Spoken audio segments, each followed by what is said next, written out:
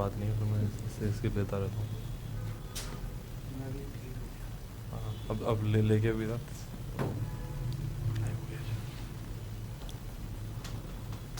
Silent कर लेना सब अपने।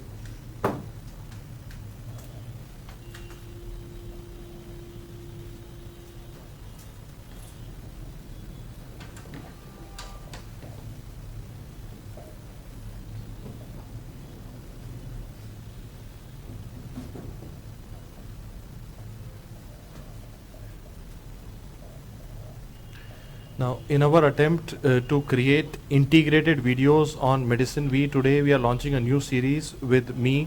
I am Sumer Sethi. I am a radiologist. I am a graduate from Maulana Azad Medical College, Delhi, and Dr. Arvind Kumar. He is MD Medicine and very senior consultant in Delhi, and he is again a graduate from Maulana Azad Medical College, Delhi.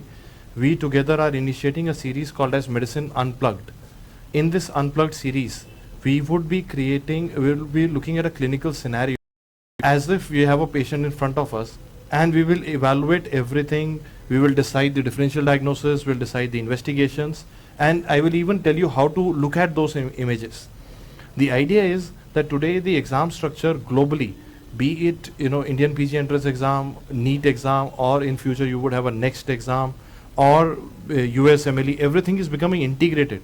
You cannot know things in isolation. You have to understand the clinical aspect, the investigation aspect, as well as the anatomical aspect. We'll try to give you an overview. To begin the game today, and this series would be a continuum of series. We'll be doing such seminars year long. Some of them would be for DAM students only, and some of them would be for open for everybody, like we are doing this seminar today. Today we have chosen a case of breathlessness, and I'll hand over to Dr. Arvind to talk about the patient and the details of this patient. Hello friends.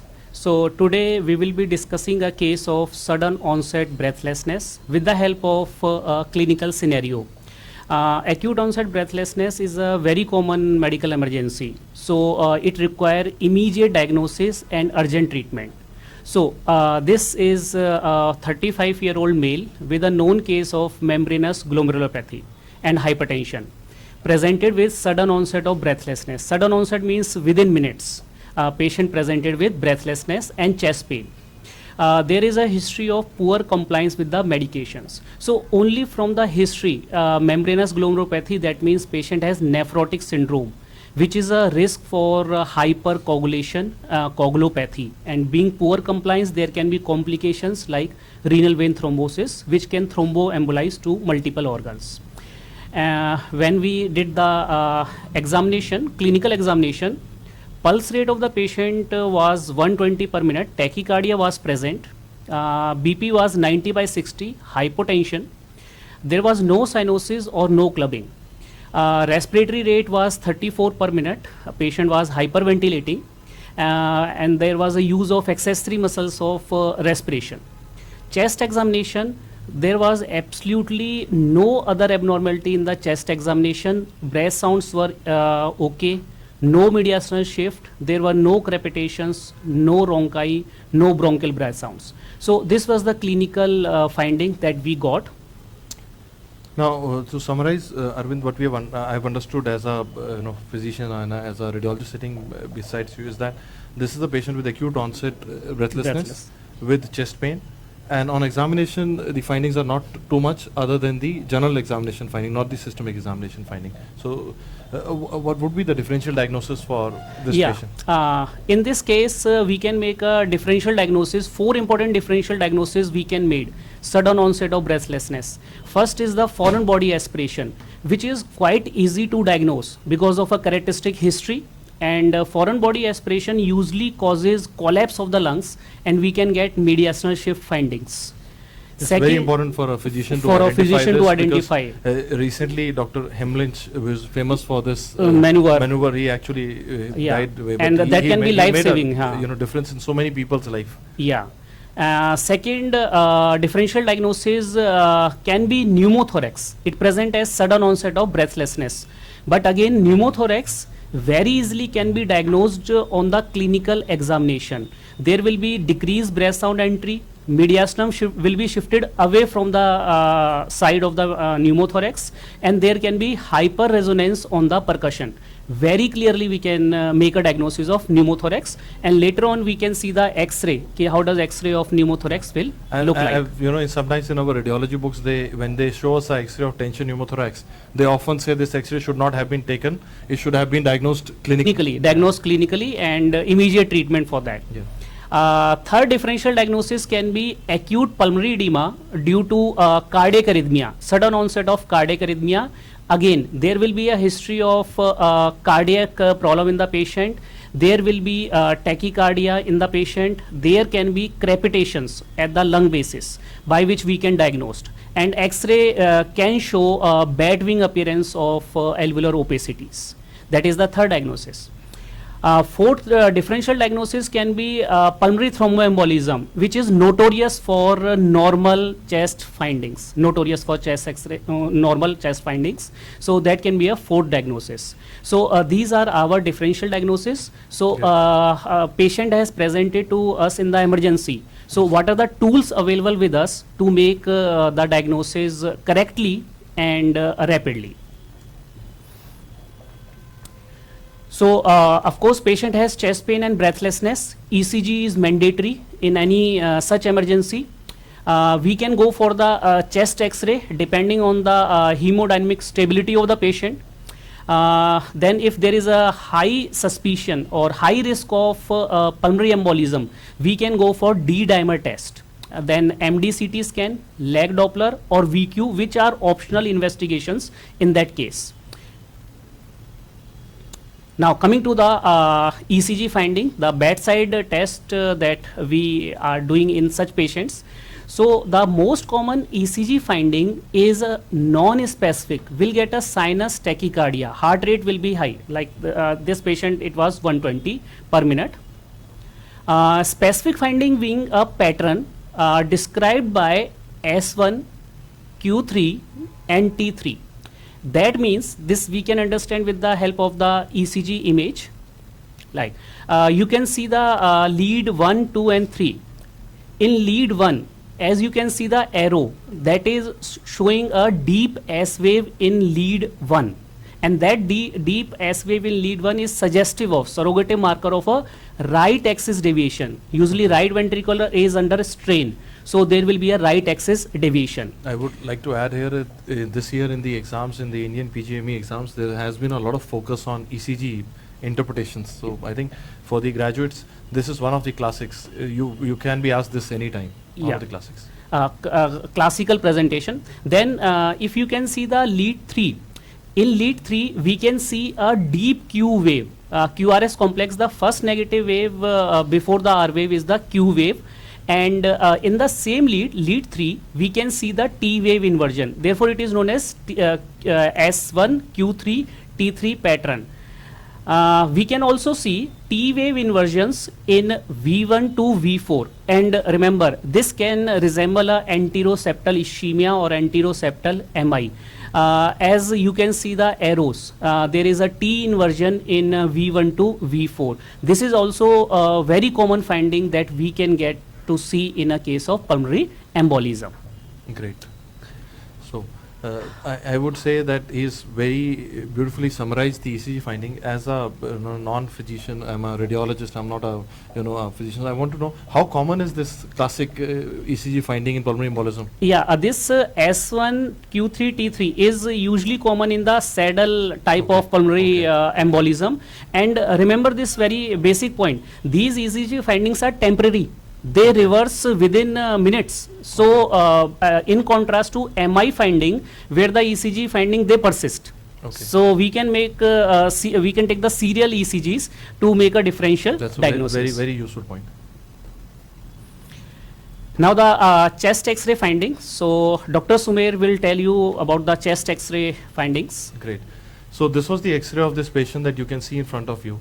And if you look at the X-ray here in front of you on the screen, is you can look at the way to look at an X-ray is some people look at an X-ray from outside inside, some look at from inside outside. Inside outside approach means you look at the trachea, you look at the mediastinum, you look at the heart, you look at the diaphragm, and you compare both the lung fields zone by zone. And I'm sure if you have done your graduation or post-graduation, you can see this is a pristine normal chest X-ray.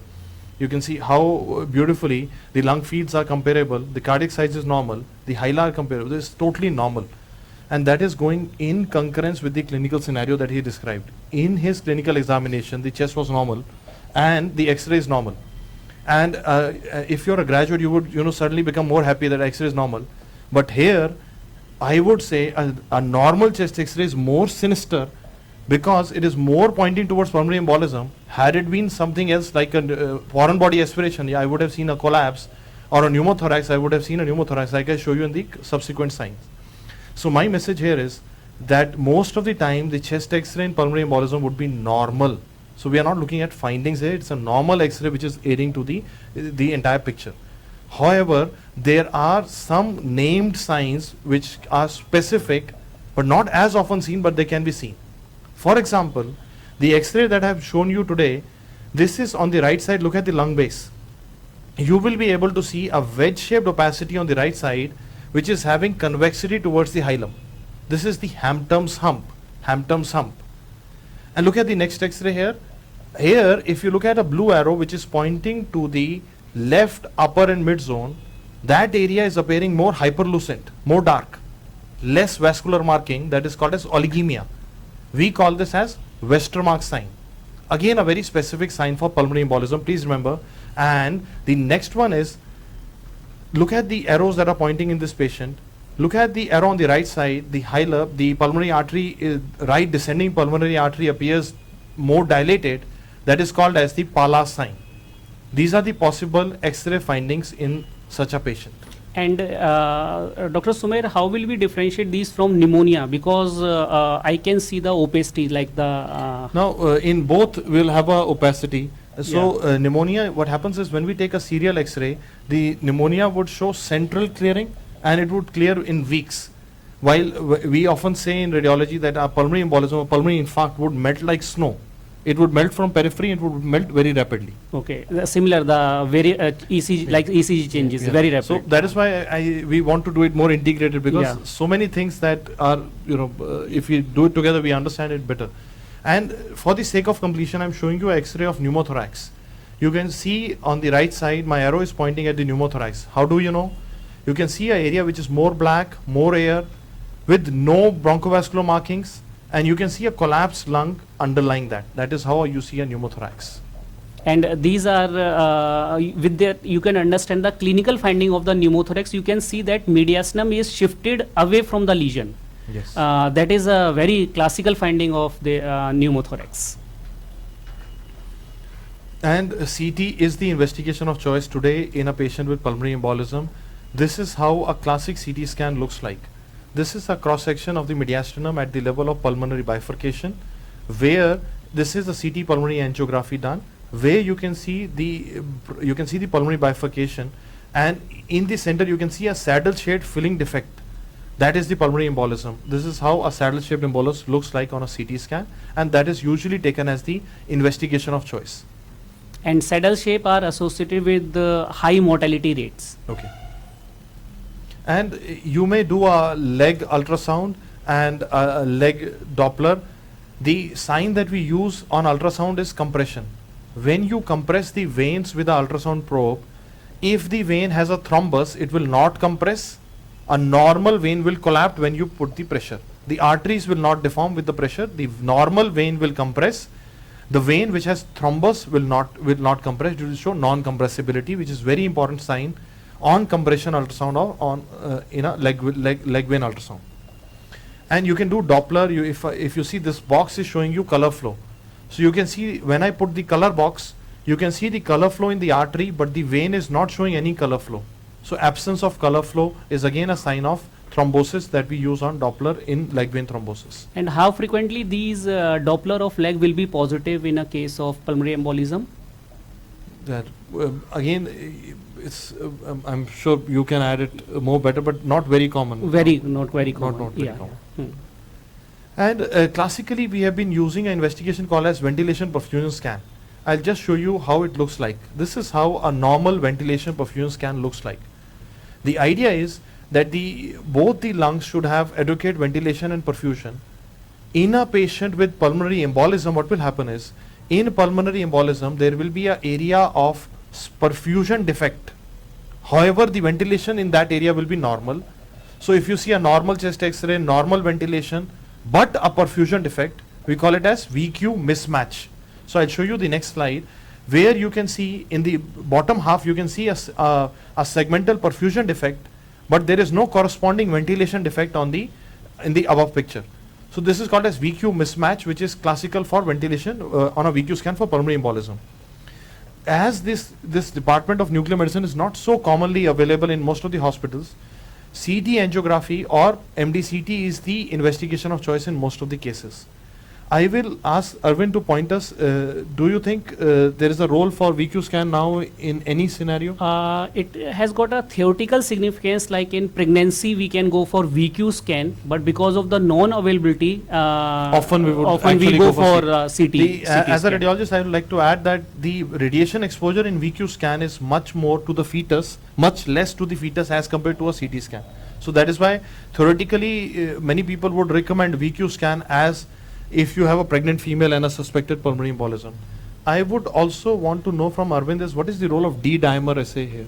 Yeah, so the role of this biochemical investigation D-dimer is, it is a very sensitive investigation. More than 95% it will be positive, but it is highly non-specific. Like it can be positive in MI case, myocardial infarction, or even in pregnancy it can be positive. So it has got a negative predictive value. Like if it is negative, then we can say कि pulmonary embolism chances are less. Then we are dealing with something else. We are dealing with something else, and that is the first investigation we can say. Can we call it screening? Yeah, it's a screening test for a low risk of pulmonary embolism patient. First we'll do D-dimer. If it is positive, then we go for CT scan. But in high risk probability, we can directly go for the CT scan without waiting for the D-dimer result. Investigation of choice would be will be CT scan. CT and scan. If they ever say screening, then you would go for D-dimer test. Okay.